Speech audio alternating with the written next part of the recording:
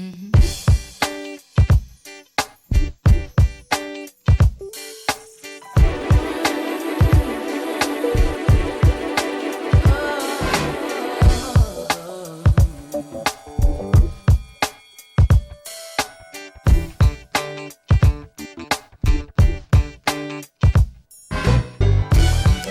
what's up? It's your boy G. Check it out. This is the 7801. And Hucky's on an assignment. You know, Hucky still has a full-time security company. You know, he started running as soon as the Prince vibe was done. And he started his own company. He's got, you know, security agents that work, you know, around the clock and around the world. So he's still doing that. So he's out on assignment. But I thought I'd come on and do this particular 7801 story.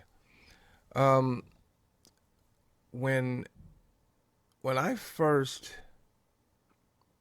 came in contact with Prince, it had nothing to do with this particular story. I was, like most musicians, broke, right? So I was looking for a job, and my manager at the time, Craig Rice, was working at Paisley Park. So he said, well, they need a receptionist, and they need this, and they need that, right? So I worked as a receptionist at Paisley. I worked as a runner on Graffiti Bridge, where I used to take a van, and I would drive all of the cast and dancers back and forth from their hotel to and from their hotel. I would drive to Paisley every morning.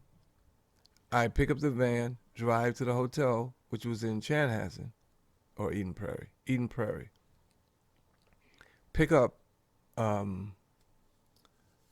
whole crew of dancers, Melanie Cool, right? George Clinton, Malia Franklin, may she rest in peace.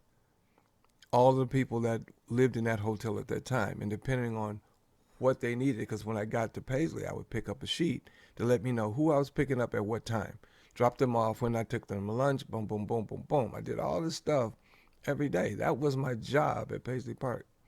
Then I was working as a receptionist at Paisley Park as well. And in the same time, I would sneak over and go in the studio with Morris Hayes, Mr. Hayes, and I would go in with Levi, and we would write some stuff and whatever, work on a band project or whatever. So,